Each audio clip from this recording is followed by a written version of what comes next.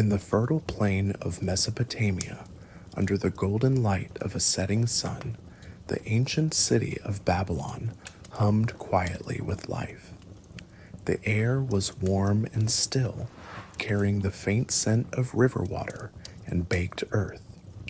Beyond the mighty walls of the city stretched a flat expanse of land, a patchwork of fields nourished by canals from the Euphrates. Here, summer days could be searing and dry, and rain was scarce.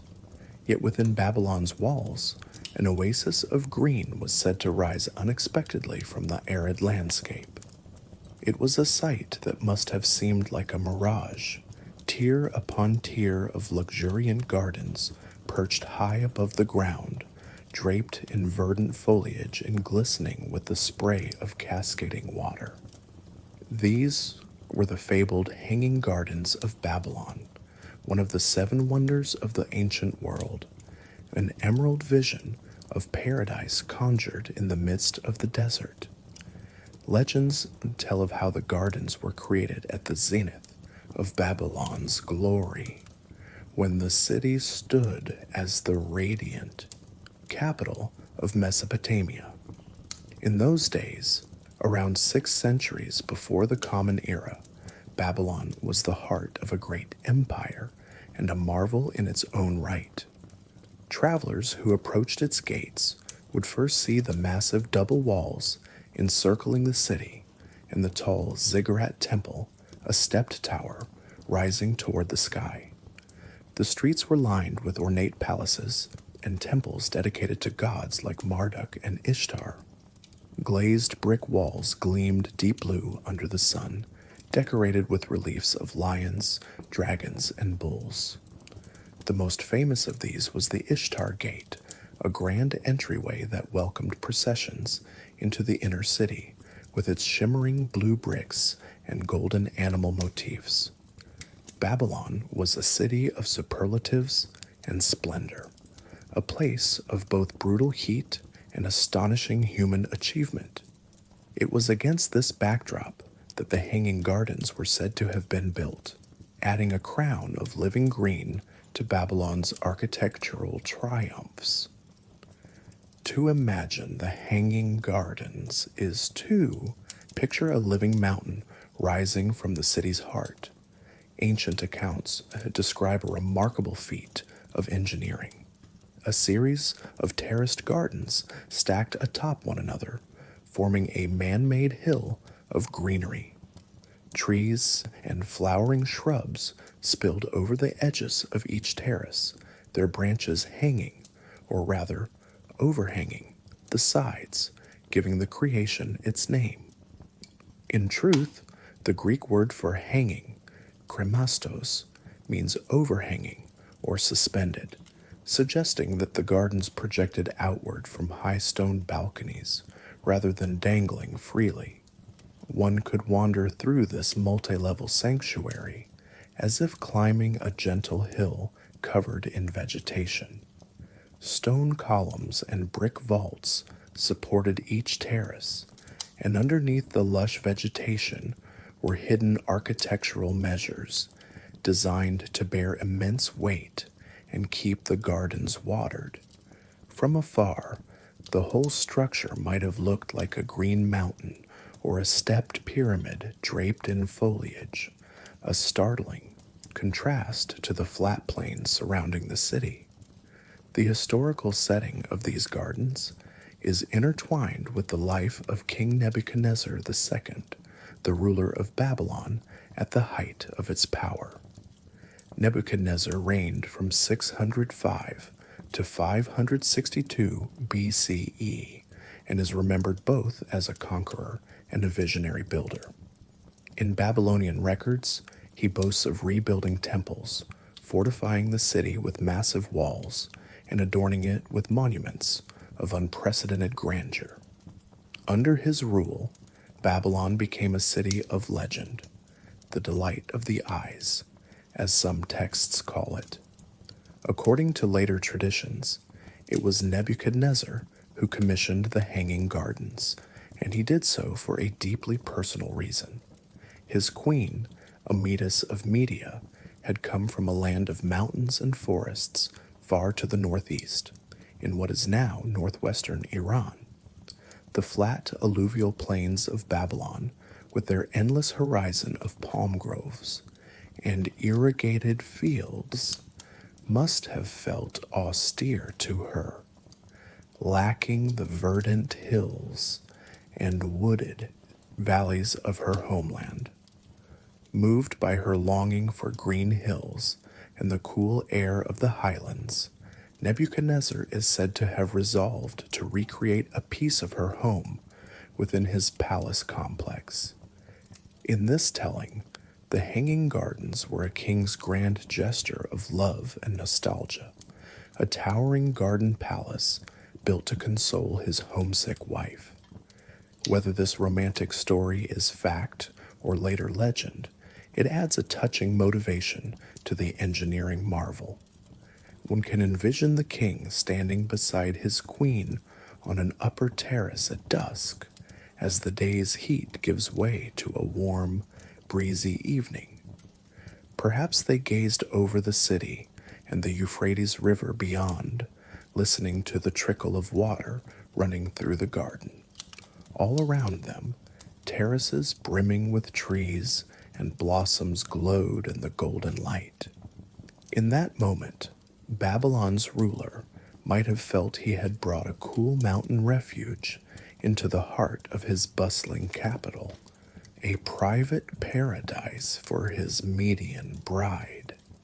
By creating a sumptuous mountain of greenery in the flatlands, Nebuchadnezzar would symbolically unite his world with hers, blending the landscapes of Mesopotamia and Media in a single vista.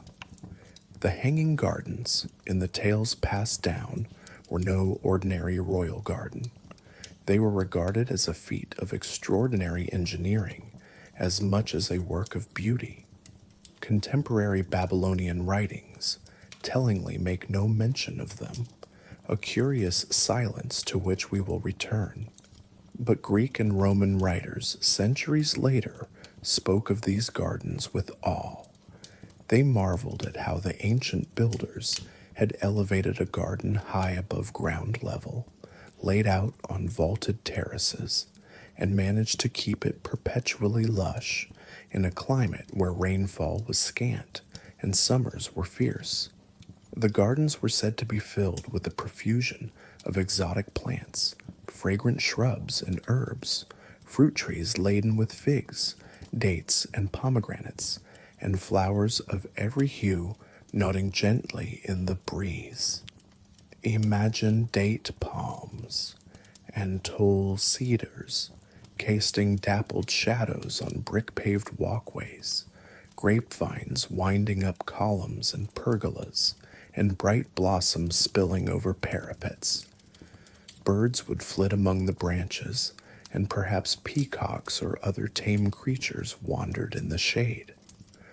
The whole garden would be alive with the sounds of nature, the chirping of cicadas and birds, the rustle of leaves in the high air, and the ever-present murmur of water.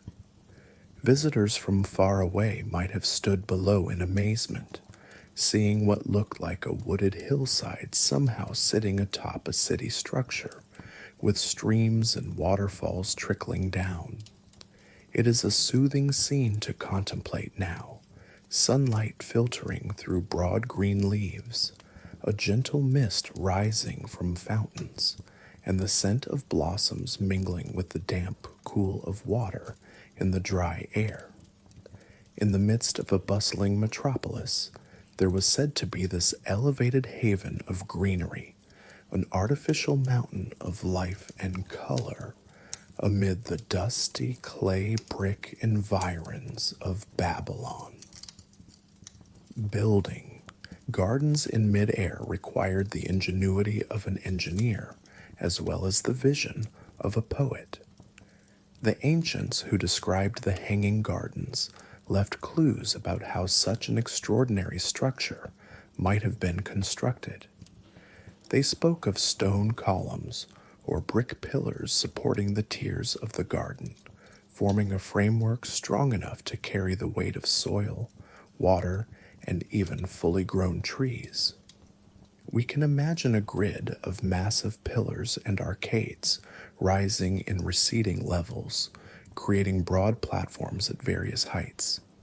Each platform was like a terrace of a hillside, sufficiently wide to host not just flower beds, but trees and walkways. The terraces ascended like steps of a giant staircase, perhaps connected by broad ramps or staircases that allowed people, and perhaps pack animals carrying soil or water, to move up and down.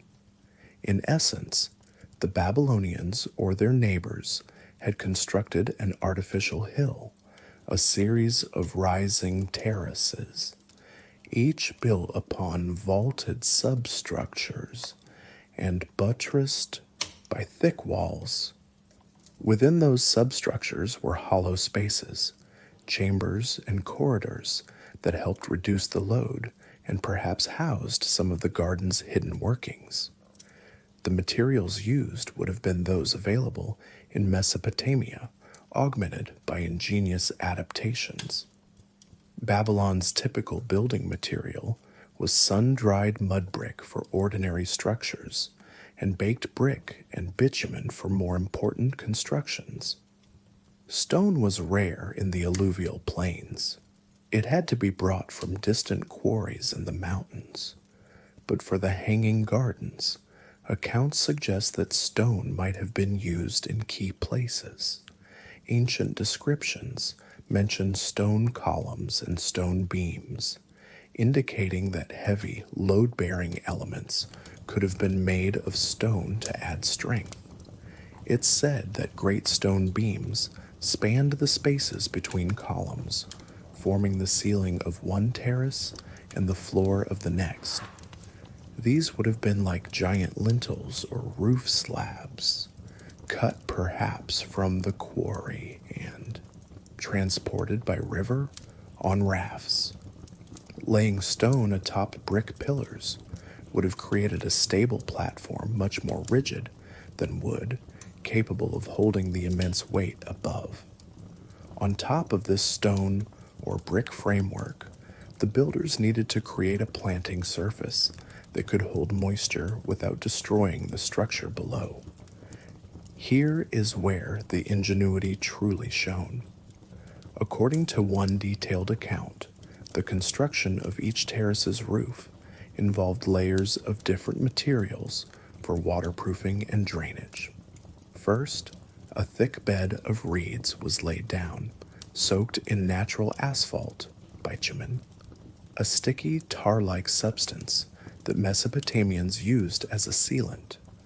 This reed and bitumen layer would act like a tarpaulin, preventing water from immediately seeping through. Over the reeds, 2 courses of baked brick were laid, cemented together tightly with a gypsum or lime mortar, forming a secondary barrier and a solid foundation. Then, as a final seal, a layer of lead sheets was spread over the bricks.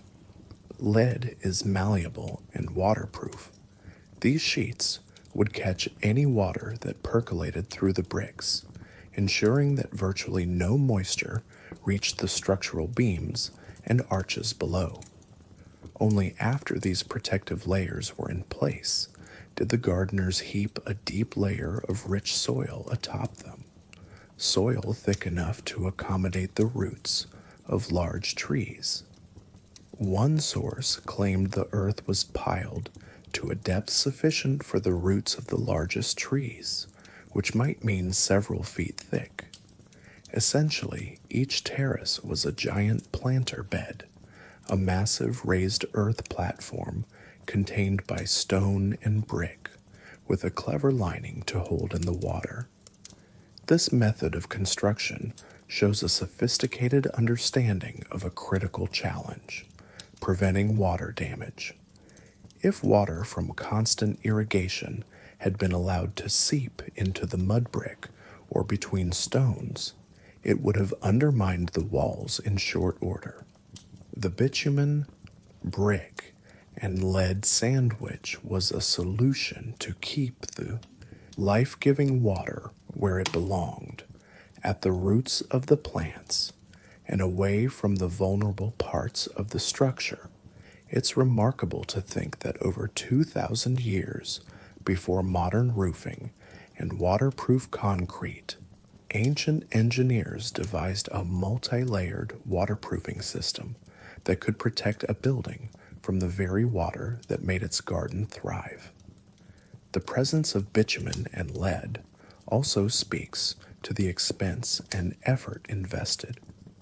Bitumen had to be gathered from natural tar pits or traded from distant sources, and lead had to be mined and rolled into sheets.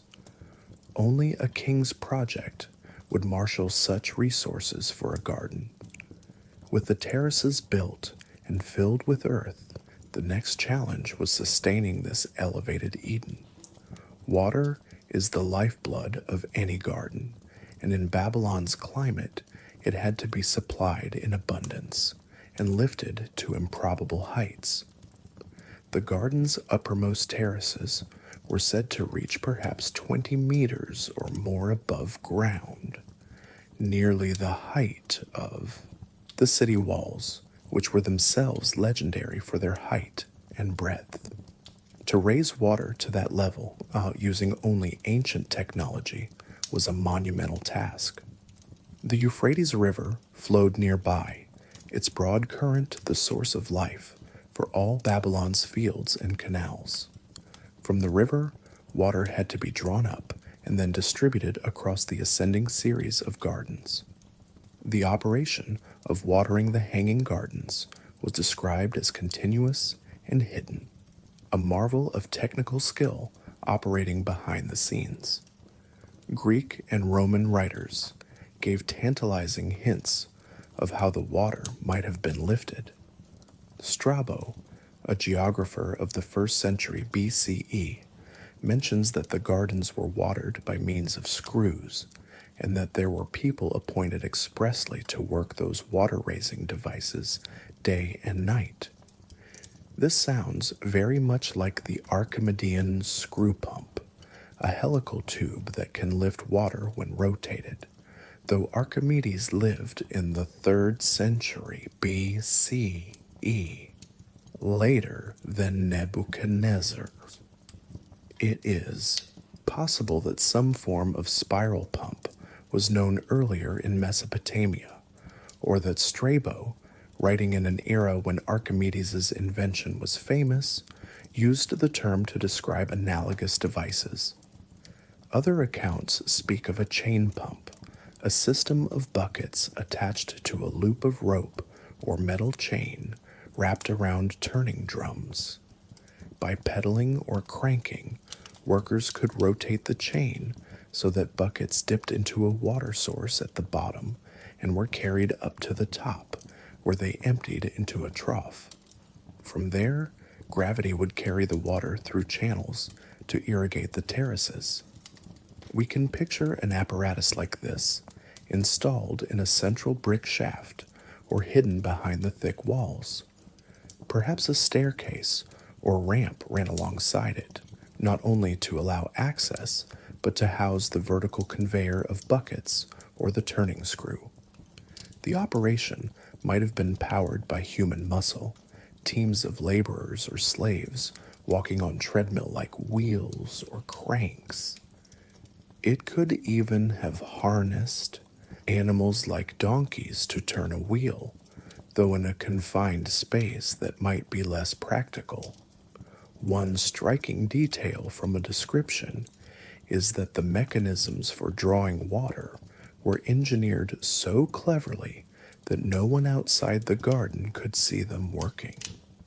To an observer standing in the courtyards of the palace or on the street, water simply appeared to flow uphill by magic, feeding the fountains and streams of the garden. The clank of chains or the creak of wooden gears would have been muffled within the thick walls, and only the garden attendants would know the effort needed to keep the paradise above alive. This hidden irrigation system would have delivered a continuous supply of water. Modern estimates suggest that maintaining a garden of that scale, if it were densely planted and saturated with greenery, could have required thousands of liters of water each day. In the heat of Babylon, much of that water would evaporate, which in itself would have provided a cooling effect under the plants. The excess water would trickle down through the soil until it hit the lead lining, then likely run off into drainage spouts. It might have been collected and recirculated or channeled out of the garden to fall in pleasant cascades down the exterior walls, contributing to the garden's visual and auditory charm.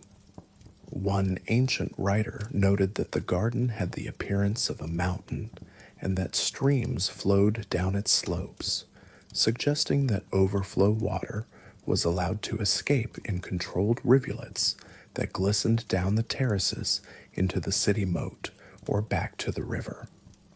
The result of all this careful engineering was an artificial ecosystem perched above the city. By all accounts, the gardens were lush and full of life. Based on what thrived in Mesopotamia and what could be imported, we can speculate about the plant varieties that adorned the terraces. There would have been date palms, ubiquitous in Babylon, and useful for their fruit and shade. But beyond the local flora, the garden likely boasted plants not normally seen in the Babylonian plain. Amidas's Median homeland was a cooler, hillier place, so perhaps willows from northern climes, oaks or maples from upland forests, or even cypress and pine were transplanted to mimic the distant mountains. Assyrian and Babylonian kings were known to collect exotic species. Records speak of almond trees, ebony, cedar of Lebanon, and frankincense shrubs being grown in royal parks. It's enticing to think the hanging gardens might have had fragrant jasmine and roses climbing trellises, lilies in terracotta pots, and beds of thyme and sage to remind the queen of the mountain meadows. According to a later list, plants like quince, olive, grapevine, fig, and pomegranate might have been present. These were common in Mesopotamian orchards and could have thrived in the garden's tended soil. The variety of textures and colors would have been delightful. Silvery olive leaves next to the dark green of tamarisk bushes, bright pomegranate flowers peeking from glossy leaves, cascades of ivy and ferns hanging from the shade of taller trees. Walking through the hanging gardens in their prime would have been an enchanting experience. As one ascended from terrace to terrace, the sounds of the city below, the clatter of chariots, the calls of merchants would fade, replaced by the hush of leaves and the trickle of water. Each level offered its own miniature landscape.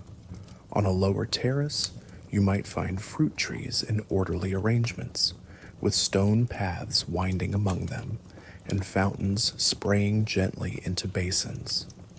Climb a set of steps to the next, and you might discover a grassy lawn or bed of flowering plants, with a vine-covered arbor providing a shaded sitting spot. Higher up, the air would catch more breeze, palms would sway, and pine branches would add resinous scents to the floral perfume. Looking outwards, one could see the panorama of Babylon, the broad, slow-flowing Euphrates, reflecting the sky, and the patchwork of date groves and canals beyond the city walls. Looking inward, the view was that of a hidden Eden, secluded and elevated, where court ladies and royal guests could stroll in privacy and comfort. The interplay of water, architecture, and vegetation likely created a microclimate that was cooler and more humid than the city at ground level. The shade from the trees and the evaporative cooling from the water would offer relief from the blazing sun, a precious luxury in Babylon's climate. Indeed, some scholars have speculated that the gardens had a practical purpose beyond beauty, to moderate the environment of the palace, essentially an early form of climate control. Even the thick plantings would filter dust from the air, making the garden terraces oases of fresh air above the haze of the streets. For all its seeming fantastical nature, our picture of the hanging gardens comes not from contemporaneous Babylonian texts, Spelsuki, which notably are silent on the matter, but from later writings of Greek and Roman historians. These authors, writing centuries after the gardens would have flourished, collected stories and descriptions from various sources. Through their eyes, we catch glimpses of how the ancient world remembered this wonder. Strikingly, while all these writers agreed on the marvel of the gardens, they did not all agree on who built them or precisely where they were. This confusion in attribution has become a key part of the garden's mystery. One important account comes from Berossus, a Babylonian priest of the god Marduk, who lived around 290 BCE, during the Hellenistic period when Greek culture permeated the Near East. Berossus wrote a history of Babylon in Greek, aiming to explain Mesopotamian culture to the wider world. His original texts are lost, but fragments survive as quotations in later works. In particular, the Jewish historian Flavius Josephus, writing in the 1st century CE, quotes Berossus when recounting the reign of Nebuchadnezzar II. According to Josephus, and thus Berossus, Nebuchadnezzar undertook great building projects in Babylon, including city walls, temples, and a new palace.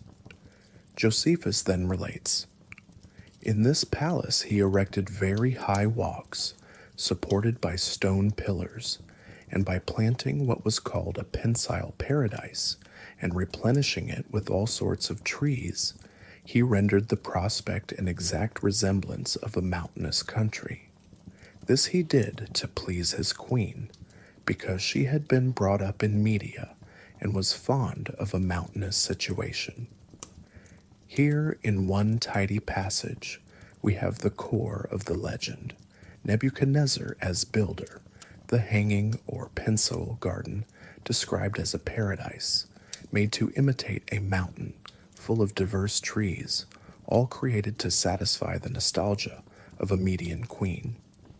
Berossus's testimony is significant because it ostensibly comes from a Babylonian source, preserving local lore. It establishes that by the early 3rd century BCE, Babylonians themselves attributed the gardens to Nebuchadnezzar and framed them as a beloved piece of national history. However, Berossus's story is not the only one. Other ancient writers offered different attributions, reflecting either alternative traditions or interpretative mistakes. One common thread in Greek writings is the association of the hanging gardens with a figure named Semiramis. Semiramis in Greek and later legends was a legendary Assyrian queen, a semi-divine heroine who was said to have ruled the Assyrian Empire long ago and accomplished many grand works. Although there was a real Assyrian queen regent named Samu Ramat in the 9th century BCE, the Greek Semiramis is an amalgam of fact and myth, credited with everything from founding cities to building the immense walls of Babylon. In some versions, the gardens were called the Hanging Gardens of Semiramis, implying she built them in the distant past. This tradition likely arose because later generations, encountering massive ruins and grand feats in Mesopotamia, often ascribed them to either Nebuchadnezzar or to the quasi-mythical Semiramis, depending on what stories they heard. Diodorus Siculus, a Greek historian of the 1st century BCE, provides one of the lengthiest descriptions of the Hanging Gardens, and he addresses this very point of attribution. Diodorus writes that there was also, besides the Acropolis, a hanging garden, as it is called, not built by Semiramis, but by a later Syrian king to please one of his concubines. In this sentence, Diodorus makes two things clear. First, he knew of a claim that Semiramis had built the gardens, and he dismisses it. Second, he says it was actually built by a Syrian or Assyrian king for a beloved woman whom he describes as a concubine who missed her homeland's greenery. Diodorus doesn't name this Assyrian king, but the scenario he gives mirrors the Nebuchadnezzar Amidus tale, except identifying the king as Assyrian and the woman as one of his lesser wives, a Persian by birth. Diodorus then goes on to give a vivid account of the structure, confirming many details we've already considered. The garden was a square 4 plethora on each side, about 400 feet, an enormous footprint. It had a staircase-like series of terraces, the topmost reaching a height of 50 cubits, around 75 feet. He describes the walls as being incredibly thick and built of brick, and the pillars supporting the terraces as being hollow and filled with earth to allow trees to grow. An interesting detail, implying that the supporting columns themselves might have acted as giant planters or contained soil for large root systems. Diodorus notes that the terraces projected one beyond another, like an amphitheater of greenery, and that the whole mass was supported by arches and columns. Crucially, he mentions the watering mechanism, that the garden had openings in its terraces and machines by which water was raised from the Euphrates below, yet done in such a way that no one could see it happening. His narrative aligns closely with what we've reconstructed.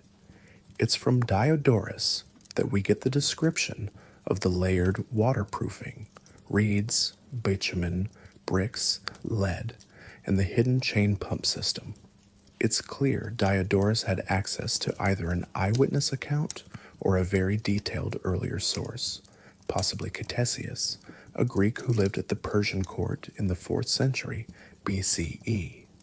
Even though Diodorus calls the builder a Syrian king, many scholars suspect this is a reference to Nebuchadnezzar under a slight misidentification, unless, as some theories propose, Diodorus's Assyrian king was literally an Assyrian who built a similar garden elsewhere. We will explore that intriguing possibility soon. Another important source is Strabo, who traveled and wrote around the time of Jesus, 1st century BCE to 1st century CE. Strabo's geography includes a short description of Babylon's marvels. He emphasizes the sheer size of Babylon and notes that among its wonders were the walls and the hanging garden. He repeats some of the same information, that the garden was a square 4 plethora on each side and was composed of vaulted terraces raised on cube-shaped pillars. He describes those pillars and vaults as being built of baked brick and asphalt, typical Babylonian construction materials, and that the terraces were filled with earth for planting.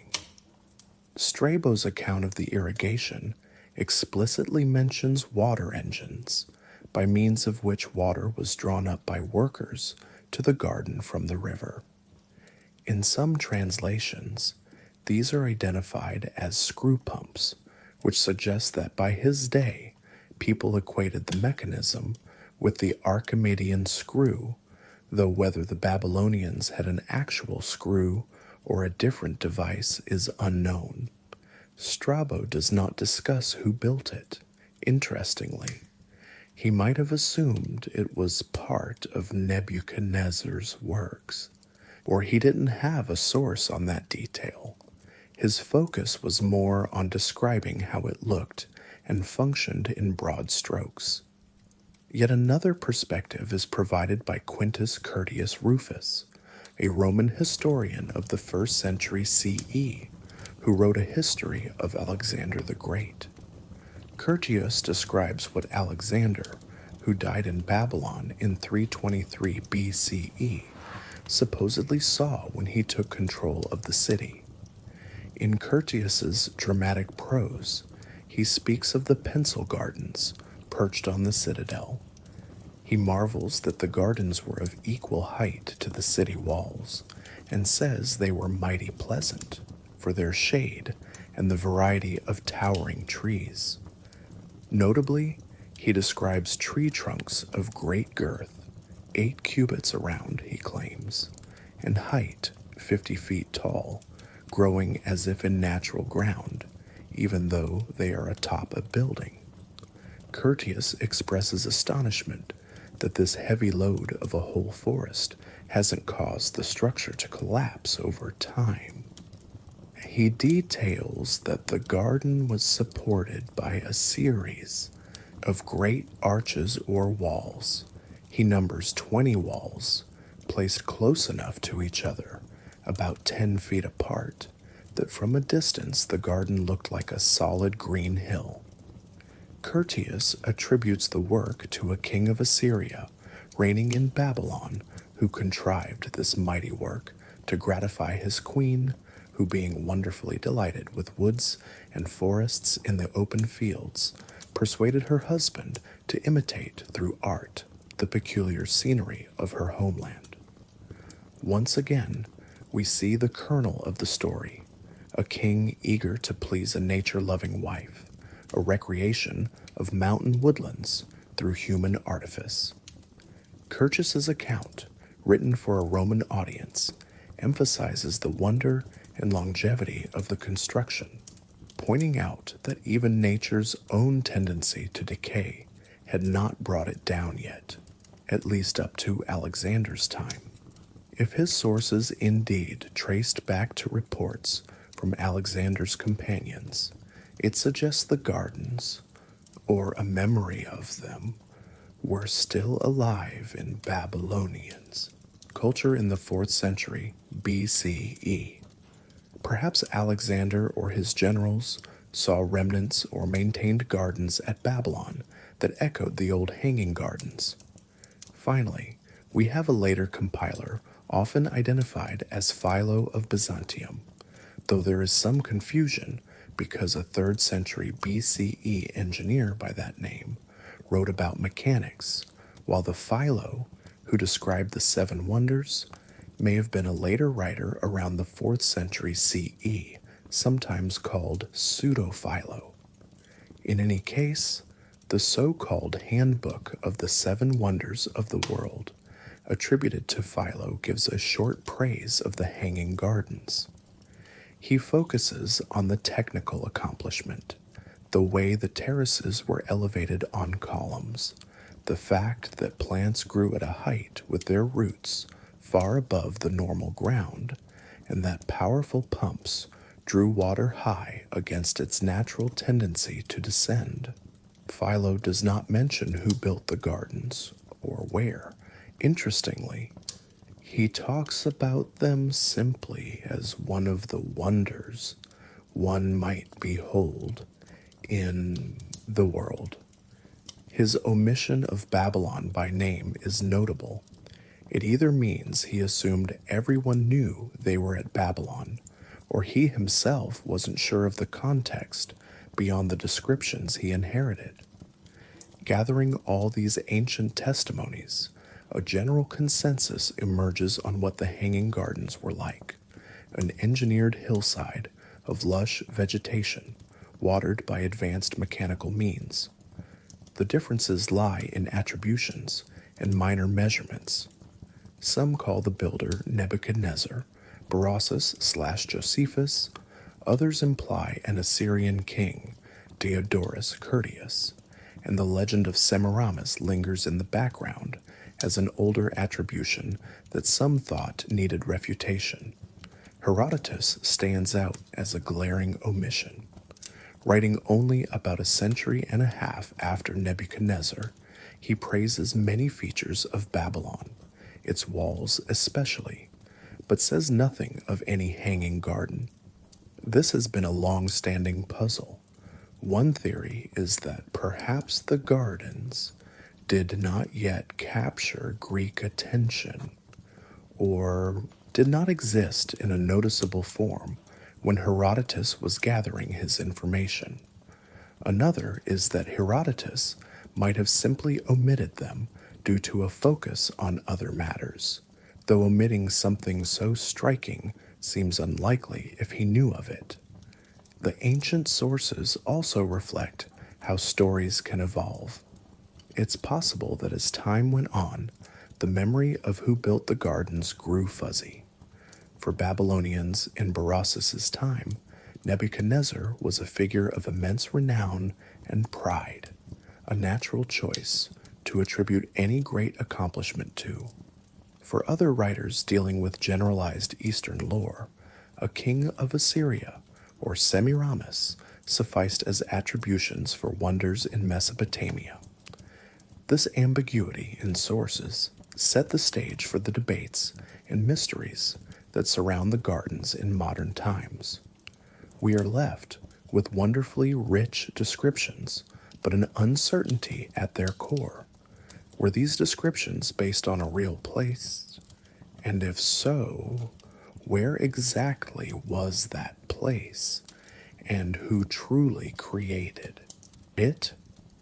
As we move from ancient accounts to modern inquiry, we encounter the big question that has long bedeviled historians and archaeologists.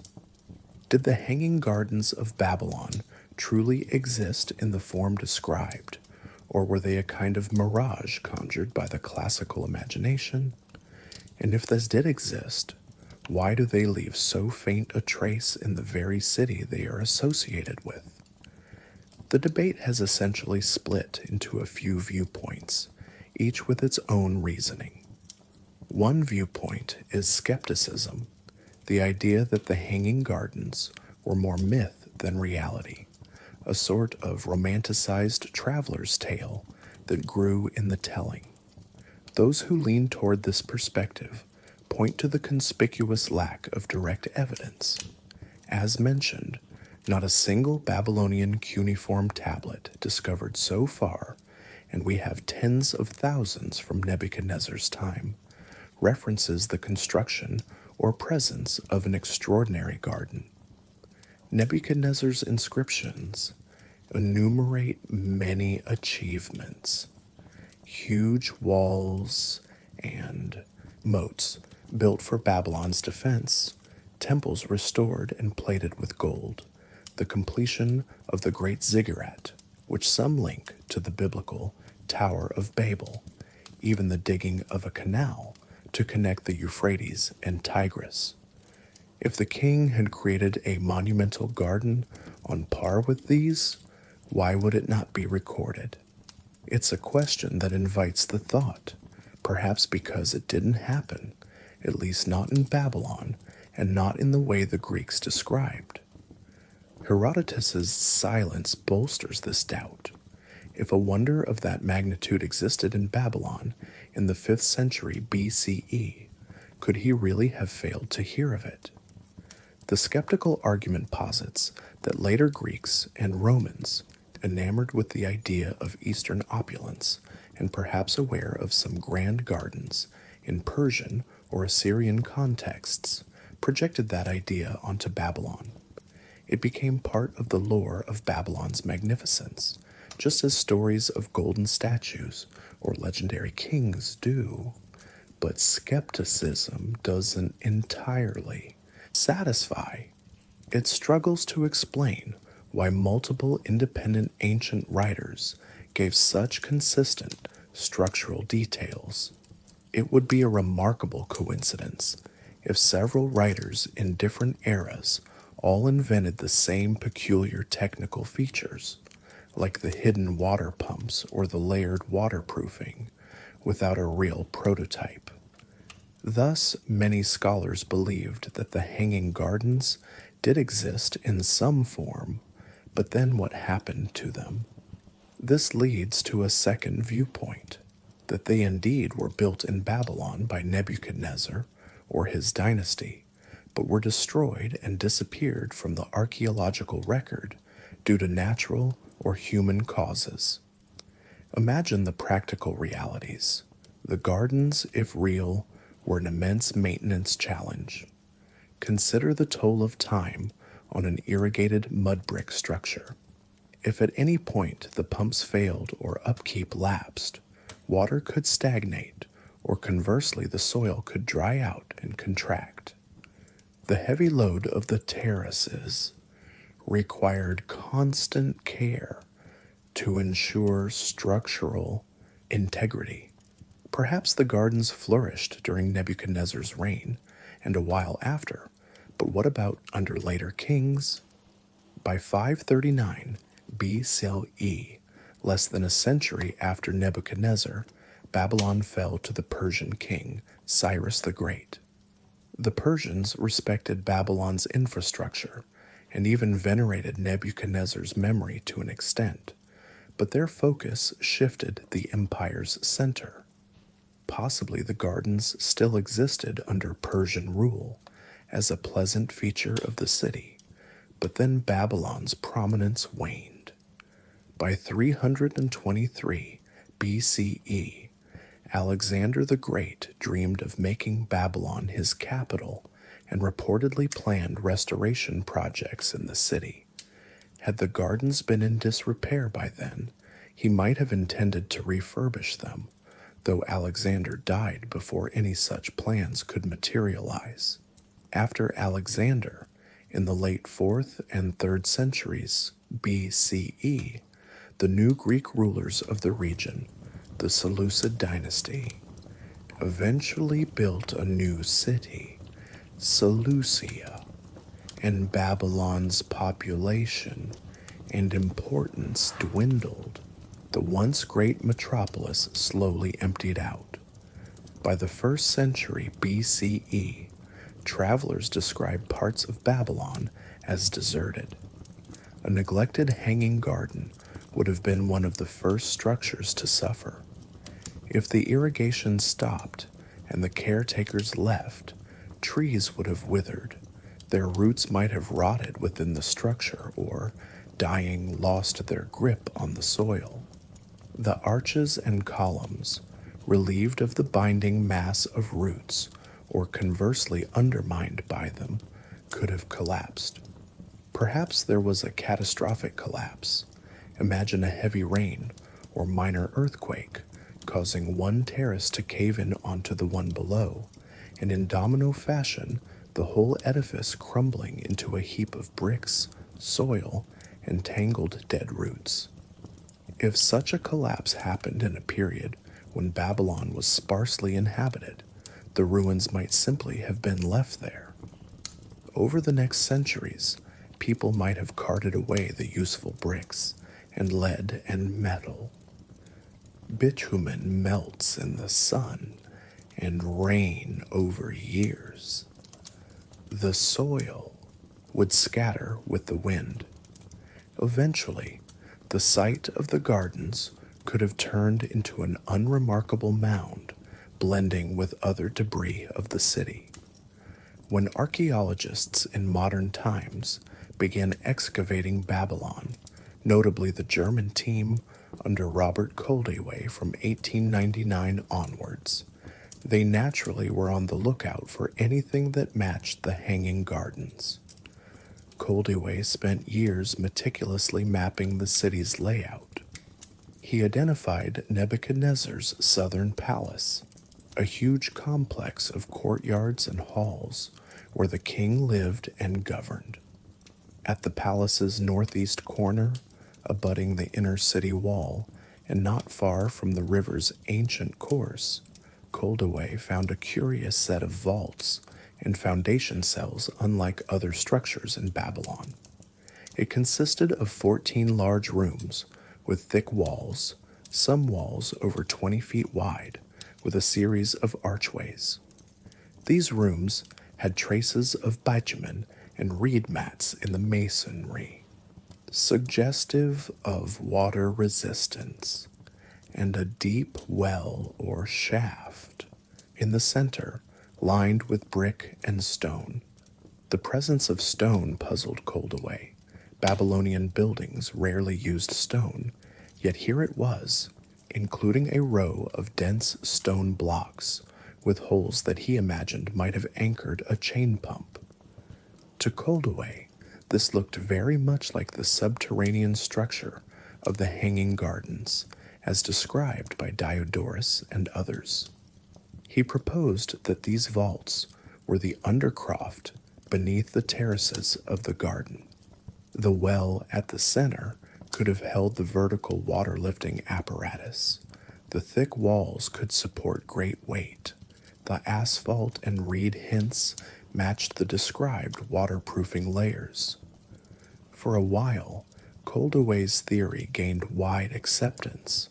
If you visit the Pergamon Museum in Berlin, where parts of Babylon's Ishtar Gate and Processional Way are reconstructed, you'll find mention of Koldewey's belief that he found the Hanging Gardens basement. Yet, over time, scholars critically reassessed the evidence. Some argued that these vaults might simply be storage rooms or part of a different palace wing, perhaps an armory or magazine. The layout did not obviously scream garden terraces. There was, for instance, no clear sign of thick deposits of ancient soil on top, though centuries of erosion and human activity could have removed that. Also, these vaults covered an area smaller than one would expect from the classical account's dimensions. It's possible that only a portion survived, but nothing definitive, like carved reliefs of plants or an inscription, was found to clinch the identification. To this day, those ruins are one of the candidates for the Hanging Gardens remains, but the evidence is circumstantial. Another hint in the negative is that the Euphrates River, which originally ran closer to that part of the city, has since shifted. The constant change in the river might have eroded away any remains that lay directly along its banks. If the gardens were at the very edge of the river, as some surmise for ease of water supply, parts of them could have collapsed into the water long ago. Babylon also suffered from high groundwater and periodic flooding, which can obliterate mud brick architecture quite efficiently. So if the gardens did exist in Babylon, we have to accept that they vanished without leaving clear proof. Many ancient structures have suffered such a fate, but usually we at least find a mention in local records or a foundation inscription. The complete silence is hard to ignore. For some, this is enough to cast the Babylon theory into doubt and to seek an alternative explanation for those Greek accounts. This leads us to a third viewpoint, one that has gained considerable attention in recent decades. The possibility that later writers mistakenly placed the Hanging Gardens in Babylon, whereas in reality they were created elsewhere, namely in the Assyrian city of Nineveh. This idea, which sounds radical at first, arose from re-examining both the archaeological evidence and the nuances of the classical texts. Nineveh was Babylon's rival in earlier times, the capital of the mighty Assyrian Empire, located far to the north, near today's Mosul in Iraq, on the Tigris River.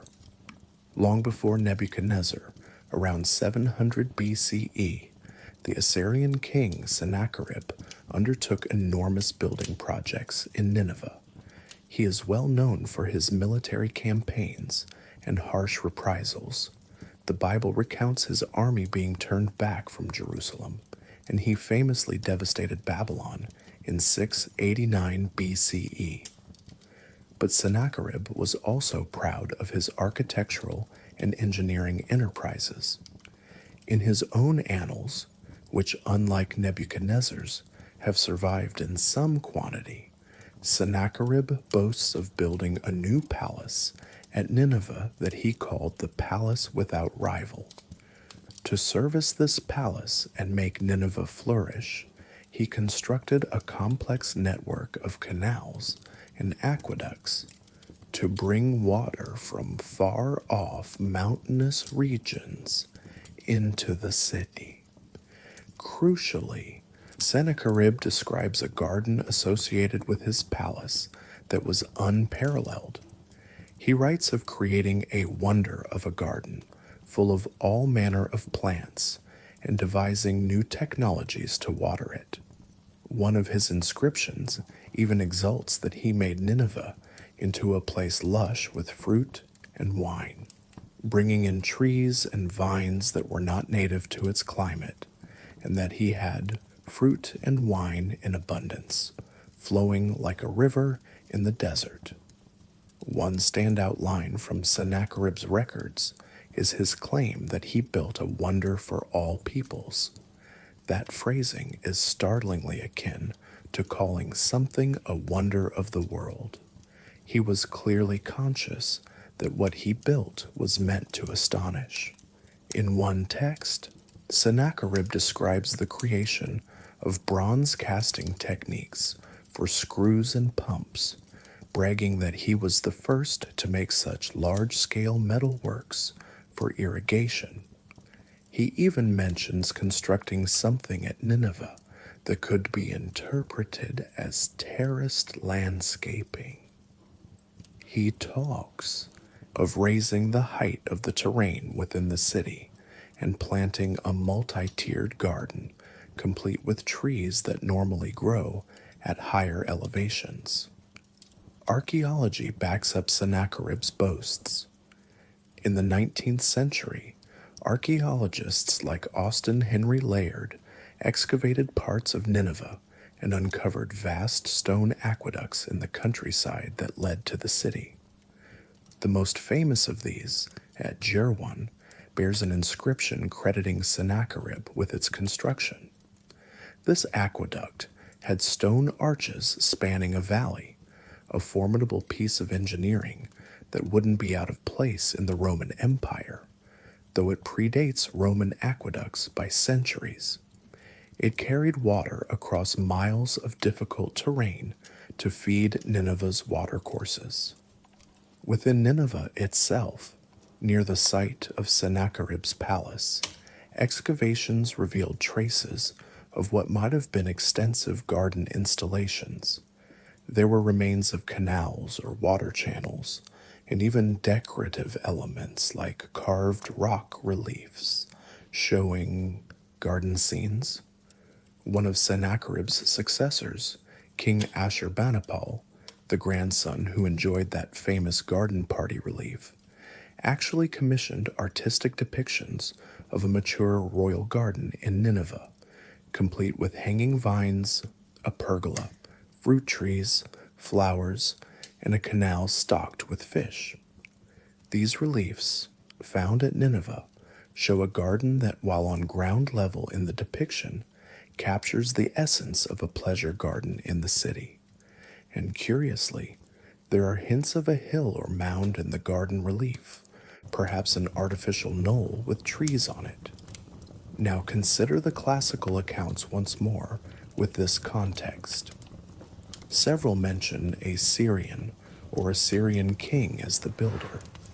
All mention that it was for a wife or concubine who missed green mountains.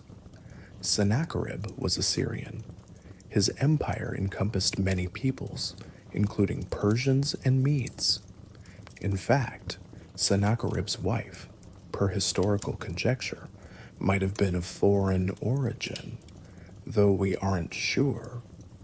We do know Sennacherib's daughter-in-law was a Persian princess, which indicates such cross-cultural marriages existed at his court.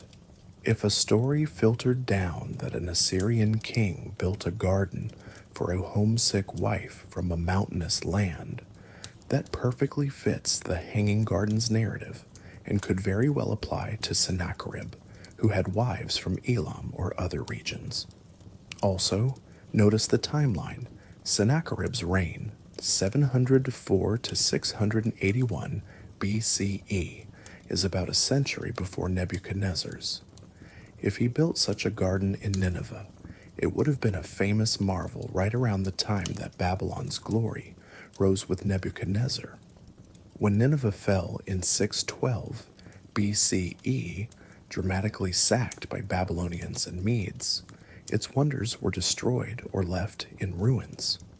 But the memory of that great garden may not have died. The Medes were allies in Nineveh's destruction, and interestingly, Nebuchadnezzar's wife Amadis was a Median princess. Is it possible that Amadis or her Median relatives had seen or heard of the fabulous gardens of the Assyrian king and longed for something similar? Perhaps Nebuchadnezzar's impetus to build a garden, if he indeed attempted it, was inspired by tales of what existed in Nineveh. Or, more straightforwardly, later generations conflated the two stories. Nebuchadnezzar's name, being attached to Babylon's greatness, got attached to the story of a great garden that was actually built by an Assyrian. Stephanie Dalley, an Assyriologist from Oxford, has been one of the chief proponents of the Nineveh theory. She points out that the word Babylon was sometimes used as a title or concept, meaning gate of God, and Sennacherib attempted to transform Nineveh into a sort of Babylon by naming its gates after gods and replicating Babylonian religious imagery. So later writers might have easily confused references to this new Babylon, Nineveh, with the real Babylon. In Jewish tradition, interestingly, some confusion exists too. The Book of Judith, a deuterocanonical text, refers to a King Nebuchadnezzar who ruled the Assyrians in Nineveh, which is historically wrong, but shows how, in some later minds, distinctions blurred. Dalley also emphasizes that the Greek historians' descriptions match technical details known from Nineveh. The water screw technology, the immense aqueduct, Alexander's men saw it, as mentioned, and the use of stone. All these align with Sennacherib's project, not Nebuchadnezzar's Babylon, which, aside from the garden story, wasn't known for such an aqueduct. Indeed, Babylon itself, being on a flat plain and right next to a river, never needed an aqueduct of that scale. Nineveh did. What this leads to is a compelling narrative. The Hanging Gardens were real, but they were the creation of Sennacherib in Nineveh around 700 BCE. They awed all who saw or heard of them. After Nineveh's fall, the story lived on among the conquerors, Babylonians and Medes, and when the Greek historians later sought wonders to describe, they were handed accounts of a marvelous garden in a great Mesopotamian city, possibly because by their time Babylon was still known. Alexander had been there, whereas Nineveh was a ruin with a less familiar name. They placed the gardens in Babylon and attributed them to Nebuchadnezzar, the city's famous builder king. Thus, a wonder of Assyria migrated into the lore of Babylon. The Nineveh theory explains the baffling gaps. It accounts for why Babylonian records are mute, because the garden wasn't there. Why Greek sources are hazy on who built it, because they were working off second-hand info from centuries earlier, conflated with Nebuchadnezzar's legacy, and even why the site in Babylon is elusive, because one should be looking in Nineveh. It's an academic detective story where clues from inscriptions, ruins, and cross-cultural analysis line up to solve an age-old mystery. If indeed the Hanging Gardens were at Nineveh, what would they have looked like? Perhaps very similar to what we've imagined. Sennacherib's palace area might have included a terraced garden. He could have built it against the slope of the citadel mound or as a freestanding structure. Assyrian palaces had large courtyards. Maybe one was converted into a stepped garden. One of Sennacherib's inscriptions mentions a raised platform within the palace decorated with plants. The infrastructure to water it certainly existed. Sennacherib's aqueduct brought in water plentifully, and he definitely had access to skilled labor and innovative craftsmen. Archaeologists have noted that the mound of Kuyunjik, which holds Sennacherib's palace, shows signs of terraces or different levels. Unfortunately, modern events have not been kind to Nineveh's remains. Parts were excavated in the 19th and early 20th centuries, but a full exploration of the supposed garden areas has never been completed. In recent years, conflict and instability in the region have damaged some of the site, yet tantalizing discoveries still surface. For instance, not long ago, excavations under what was once a village on the Nebi Yunus Mound, another part of Nineveh, revealed a previously unknown Assyrian palace with reliefs and inscriptions showing that much of Nineveh is still hidden underground.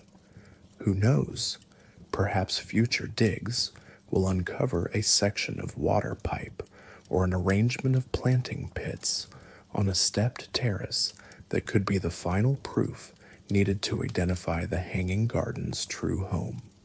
So as the evidence stands, it is quite possible that the Hanging Gardens of Babylon were, in reality, the Hanging Gardens of Nineveh. This does not diminish their wonder. If anything, it adds an extra layer of historical poignancy.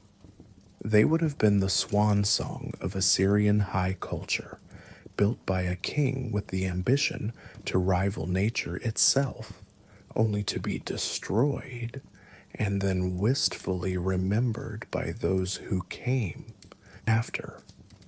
Regardless of the final verdict on their location, the Hanging Gardens have achieved something in our collective consciousness. They have captured an ideal of harmonious beauty and ingenuity that transcends the particulars of history. Whether perched above Babylon's plains or along the Tigris at Nineveh, the image endures of a colossal tiered garden where civilization and nature were woven together in a tapestry of green. This enduring legacy of the Hanging Gardens is perhaps as significant as their physical reality once was. Through the ages, people have been drawn to the story of this splendid oasis in the desert, and it has inspired countless acts of imagination. In antiquity, the gardens were held up as a benchmark of luxury and majesty. They demonstrated that the ancients valued not only strength, like big walls or statues of gods, but also the serene pleasure of nature. In a way, the Hanging Gardens stand out among the seven wonders for being a celebration of life and growth rather than solely of human might or piety. This may be one reason their legend has such a romantic aura. During the long centuries after the fall of Rome, knowledge of the classical wonders persisted in a fragmentary form. Medieval writers in Europe and the Middle East knew of the Hanging Gardens of Babylon as one of the marvels of the Old World, though they often had scant details. The gardens were sometimes cited in descriptions of Babylon's sinful pride, as if to say, look at the extremes to which this ancient city went, building a mountain of plants in defiance of the natural order. Despite the moralizing, there was an implicit admiration. After all, even to moralize about it, one had to acknowledge the feat itself. With the Renaissance came a renewed interest in antiquity's wonders. Scholars and artists eagerly reconstructed visions of what these places might have looked like. Babylon, with its fabled tower and gardens, was a favorite subject of painters. The Hanging Gardens particularly invited fanciful depiction, since unlike the pyramids or the Colossus, for which some sense of shape was known, the gardens were entirely up to one's imagination, constrained only by textual snippets. Renaissance and Baroque artworks often show the gardens as a multi-tiered palace draped in greenery, with water pouring from ornate fountains. Martin van Heemskerk, a 16th century Dutch artist, created an influential series of drawings of the Seven Wonders. His portrayal of the Hanging Gardens shows tall arcades layered with lush vegetation, and Nebuchadnezzar, looking every bit a European king, gesturing proudly to visitors. This image, engraved by a later artist named Philips Gale in 1572, became part of the European visual imagination. Later, in the 19th century, the rise of archaeology and the scholarly study of ancient Mesopotamia breathed new life into the garden's legend. As explorers uncovered the Ishtar Gate and the temple sites of Babylon, the question hung in the air: where were the gardens? The Victorians, who adored grand reconstructions and panoramas, took a keen interest. Artists such as James Fergusson and Sir Henry Rawlinson, both scholars and illustrators, attempted to draw what the gardens might have been. These depictions were often extravagantly romantic, towering ziggurat-like structures with waterfalls coursing down their sides, hanging vines and exotic animals perched in terraces. Some paintings even throw in elephants or fantastical creatures among the foliage for effect. While not accurate, they cemented the gardens as an icon of ancient sophistication. Cultural references to the Hanging Gardens pop up in literature as well. In the 19th and 20th centuries, writers used the phrase to denote supreme beauty or opulence. For example, a novelist might describe a character's lavish estate as a veritable hanging garden to convey sumptuous, cultivated beauty. The concept of a suspended paradise also found echoes in poetry about yearning for lost grandeur or the interplay of nature and art. Even today, the allure persists. Modern media, from documentaries to video games, regularly feature the Hanging Gardens whenever the topic is ancient wonders or mythical places. In a city-building computer game, for instance, constructing the Hanging Gardens is often a special achievement that grants happiness to your citizens, mirroring how the ancients saw it as an achievement that blended utility and joy. But perhaps the most profound legacy of the Hanging Gardens is how they prefigured our modern attempts to reconcile urban life with the natural world. In an age of steel and glass, architects draw inspiration from that ancient marvel when they design rooftop gardens, green walls, and biodomes. When Singapore built its super trees and gardens by the bay, towering tree-like structures supporting vertical gardens and connected by walkways, many commentators likened it to a realization of the hanging gardens concept in the 21st century. The principle is the same: elevate greenery into the skyline, blending engineering with ecology to create spaces of respite and wonder in the urban fabric. The Hanging Gardens legend whispers that this idea is not new, that in a distant age, people with far more limited tools managed to create a green sanctuary above the ground. The significance of the gardens in historical memory also touches on the idea of the paradise garden, a motif in many cultures. The word paradise itself comes from Persian paradis, meaning a walled garden or park. For Persians, Babylonians, and others, a luxuriant garden represented the ideal of life and pleasure. Kings prided themselves on their gardens, stocking them with rare plants and animals. The Hanging Gardens could be seen as the ultimate expression of that, a royal garden taken to soaring heights. It symbolized kingly munificence and the benevolence of rulership, providing abundant nature to the city. In a spiritual sense, one could even see it as an attempt to recreate the mythic garden of abundance, like Eden, by human hands. Little wonder, then, that later generations found the concept evocative and perhaps even spiritually meaningful. Now, reflecting on ancient engineering and lost wonders in general, the Hanging Gardens story is instructive. It reminds us that human creativity is a constant across time. Too often we are tempted to think of ancient peoples as limited by their technologies or as fundamentally different in mindset. But here was an example of solving incredibly complex engineering problems: water pumping, load-bearing architecture, long-term irrigation with the means at hand, slave or animal power, simple machines, clever use of materials like bitumen and lead. It was a tour de force of planning, labor, and maintenance. The mindset required, bold, experimental, determined, is the same that drives great projects today. When we marvel at our skyscraper farms or artificial islands, we are walking the same path trodden by Nebuchadnezzar's or Sennacherib's architects. Lost wonders like the Hanging Gardens also teach humility.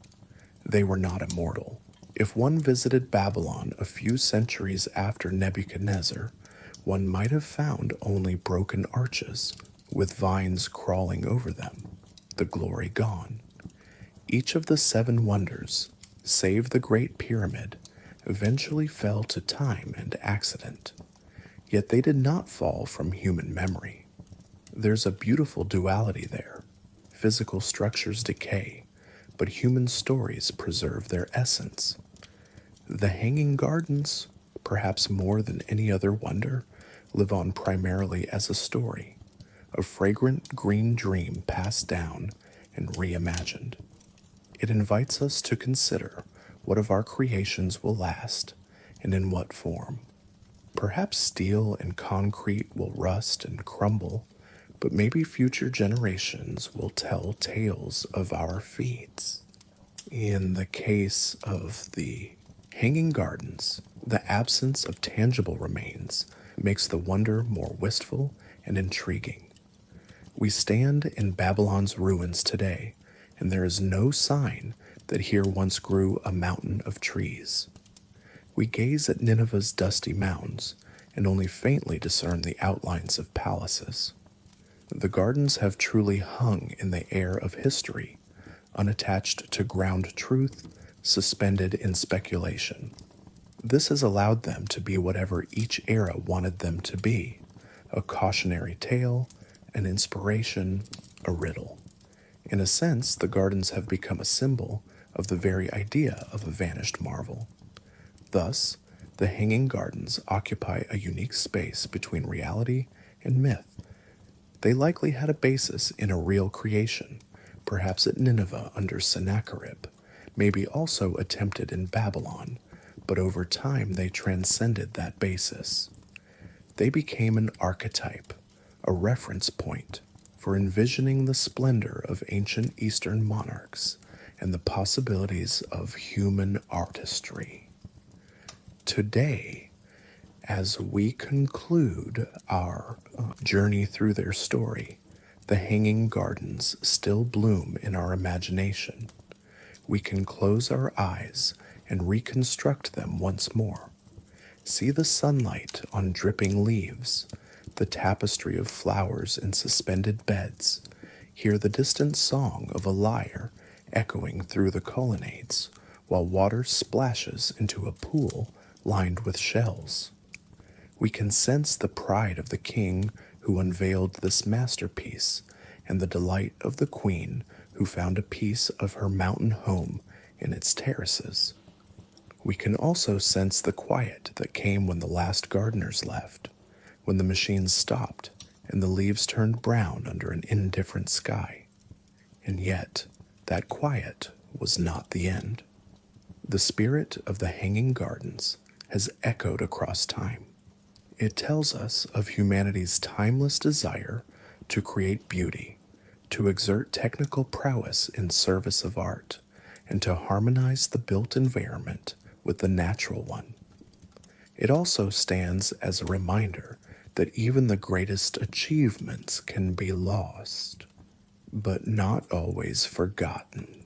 In our modern cities, whenever we see a patch of green amidst towers, whenever we cultivate a rooftop garden or a balcony vine, perhaps there is a faint memory stirring, a nod to that ancient wonder. In that way, the Hanging Gardens of Babylon are not entirely lost. As long as we value the blend of nature and human craft, as long as we dream of peaceful gardens rising above chaotic streets, the essence of the Hanging Gardens lives on. In the end, whether the gardens existed exactly as described or not, their legacy is a calm and persistent one. It urges us to dream big, to imagine solutions as beautiful as they are functional. It invites us to appreciate that in ages past, people found ways to bring rivers to the rooftops and make deserts bloom. And it leaves us with an image, hazy but compelling, of a paradise built by human hands, a verdant mountain miraculously born in a city of clay and brick. It's an image that has lulled the minds of poets and historians to wonder and will likely continue to do so for generations to come. The Hanging Gardens of Babylon, real or mythical, remain a symbol of the extraordinary, a softly spoken testimony from the ancient world that even amid great empires and wars, there was a place made for green tranquility and the simple, profound marvel of growing things.